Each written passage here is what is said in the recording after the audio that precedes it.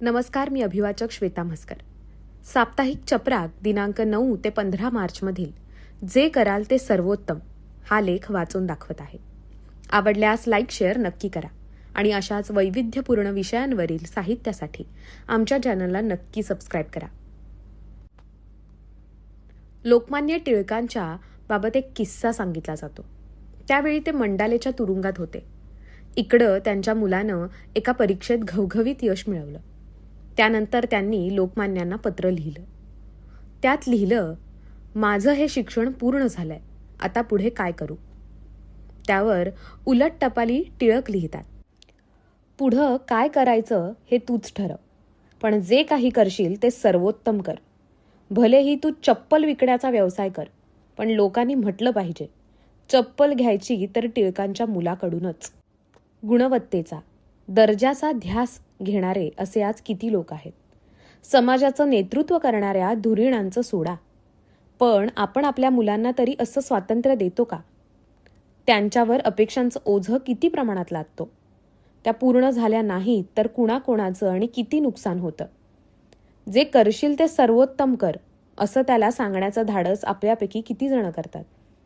अगदी एखादं नवं हॉटेल सुरू झालं, तिथल्या पदार्थांची चव भन्नाट असली तरी काही दिवसातच त्यांची रया गेलेली असते. एखाद्या लेखकाची 1-2 पुस्तकं गाजली की तो ओढून ताणून लिहायला लागतो. त्यासाठी करावे लागणारे अविरत परिश्रम त्याला नको असतात. नाव झालं की काहीही खपवता येतं असा अहंकार वाढतो आणि क्षणात सर्व काही होत्याचं नव्हतं होतं. पंडित जवाहरलाल नेहरू हे देशाचे पंतप्रधान होते. त्यांनी महाराष्ट्रात यशवंतराव चव्हाण यांना फोन केला. त्यांना सांगितलं, तुम्हाला केंद्रीय गृहमंत्रीपदाची शपथ घ्यायची आहे. खरं तर ही वार्ता ऐकून कोणीही हर्षोल्लासित होईल. त्याला त्याच्या आयुष्याचं सार्थक झाल्यासारखं वाटेल. इथं मात्र नेमकं उलटं घडलं. क्षणाचाही विलंब न करता यशवंतराव म्हणाले, मी बोलून कळवतो. खुद्द देशाचे पंतप्रधान एका प्रादेशिक नेत्याला त्याचं क्षितिज विस्तारण्याची संधी देत होते आणि ते म्हणत होते, मी बोलून कळवतो. इतकी मोठी संधी येत असताना आणि खुद्द पंतप्रधान सोबत असताना आणखीन कोणाशी बोलायला हवं? नेहरूंनाही हा प्रश्न पडला आणि त्यांनी याबाबत विचारणा केली.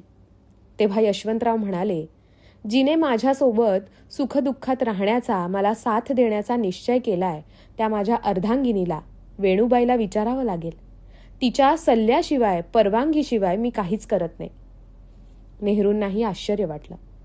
त्यांनी यशवंतरावांच्या या पत्नी प्रेमाचं, स्त्री पुरुष समानतेचं कौतुक केलं. आपल्या बायकोला असा सन्मान देणारे, तिच्या इच्छा आकांक्षांचा विचार करणारे, तिला प्रेम आणि जिव्हाळ्याबरोबरच योग्य तो आदर देणारे असे किती लोक आज शिल्लक आहेत. दुसरे पंतप्रधान लाल बहादूर शास्त्री यांच्याबाबतचाही एक किस्सा सर्वश्रुत आहे. ते त्यावेळी काँग्रेस वर्किंग कमिटीचे सदस्य होते. दरमहा त्यांना 50 रुपये मानधन मिळायचं. त्यात त्यांचं घर चालायचं. एकदा एक मित्र अचानक त्यांच्याकडे आला. त्यांना सांगितलं की माझ्या बायकोची तब्येत बिघडली, तिला डॉक्टरकडे नेणं गरजेचं आहे, शक्य तितकी आर्थिक मदत करा. शास्त्रीजींपुढं प्रश्नचिन्ह उभं होतं. आता काय करावं? आपल्याला जेवढं मानधन मिळतं तितक्यात घर खर्च चालतो. शिल्लक अशी काहीच नव्हती. मित्र तर संकटात आहे, त्याला मदत करणं हे आपलं कर्तव्यच आहे. काय करावं? ते विचारत असतानाच त्यांच्या पत्नी ललितादेवी घराबाहेर आल्या. त्यांनी या 2 मित्रांमधील संवाद ऐकला होता. ललितादेवींनी क्षणाचाही विलंब न करता त्यांना 50 रुपये दिले. मित्र निघून गेला. शास्त्रीजींना कळत नव्हतं की पैसे आले कुठून. त्यांनी त्याबाबतची विचारणा केली. तेव्हा ललिताबाई म्हणाल्या, तुम्ही दरमहा तुमचे 50 रुपये मानधन मला घरखर्चासाठी देता. दरमहा मी 45 रुपयात घर भागवते आणि उरलेले 5 रुपये बचत करते. एखाद्याच्या अडचणीला हे पैसे आले नाहीत तर त्यांचा काय उपयोग? म्हणून ते मी त्यांना दिले. शास्त्रीजींना त्यांच्या पत्नीचा अभिमान वाटला. त्यांनी ललिताबाईंचं कौतुक केलं. इतरांची सहवेदना अनुभवण्या इतकी संवेदनशीलता त्यांच्याकडे आहे याचं त्यांना अप्रूप वाटलं. ललिताबाई आतल्या खोलीत वळल्या आणि शास्त्रीजींनी काँग्रेस वर्किंग कमिटीला पत्र लिहिलं. माझं घर दरमहा 45 रुपयात चालतं. 5 रुपये जादा येत असल्यानं माझी पत्नी त्याची बचत करत आहे. असलेला पैसा चलनात असावा आणि गरजेपुरताच पैसा सोबत ठेवावा या विचाराचा मी असल्यानं या महिन्यापासून माझे वाचलेले 5 रुपये कमी करावेत आणि ते अन्य गरजूंना द्यावेत. सदैव राष्ट्रसेवेसाठी तत्पर असलेल्या अशा देशभक्ताचं हे वागणं आज अनेकांना खुळेपणाचं वाटू शकेल. स्वातंत्र्यवीर विनायक दामोदर सावरकर ज्याला सद्गुण विकृती म्हणायचे ती यापेक्षा वेगळी थोडीच असते. आज असे किती लोक आपल्याला आजूबाजूला आहेत बरं. नसतील तर यात दोष कोणाचा. आदर्शाची ही महान परंपरा नेमकं कुणामुळं कशी आणि का खंडित झाली असावी. राष्ट्रपिता महात्मा गांधी यांच्याबाबतची ही एक छान गोष्ट आहे. ते आश्रमात होते. त्यावेळी एक गृहस्थ त्यांच्याकडे आले. बापूजींचं सूत कताईचं काम सुरू होतं. ते म्हणाले, बापूजी, मी एक उद्योजक आहे. भरपूर पैसा कमावला. मुलं मार्गी लागलीत. सारं काही करून झालंय. त्यामुळं आता मला देशसेवा करायची. आपण मला मार्गदर्शन करा. मी नेमकं काय करू शकतो? बापूजी म्हणाले, माझं हातातलं हे काम पूर्ण होईपर्यंत तुम्ही बसा. मग आपण चर्चा करू. ते गृहस्थ बाजूला जाऊन बसले. गांधीजींचं काम सुरूच होतं. 5 मिनिटं, 10 मिनिटं, अर्धा तास, पाऊण तास. या महाशयांना अशी कोणाची वाट पाहण्याची सवय नव्हती. त्यामुळं त्यांची अस्वस्थता वाढत चालली होती. थोड्या वेळानं बापूजी जवळ आले. म्हणाले, माफ करा, माझं काम सुरू होतं. आता बोला, काय म्हणालात? ते गृहस्थ म्हणाले, मला देशसेवा करायची. काहीतरी काम सुचवा. गांधीजी म्हणाले, भल्या गृहस्था, मी सूत कताई करत होतो तेव्हा माझं लक्ष तुमच्याकडेच होतं. तुम्ही माझी वाट पाहताना 4 वेळा या जागेवरून उठलात. या माठातलं ग्लासभर पाणी घेतलं.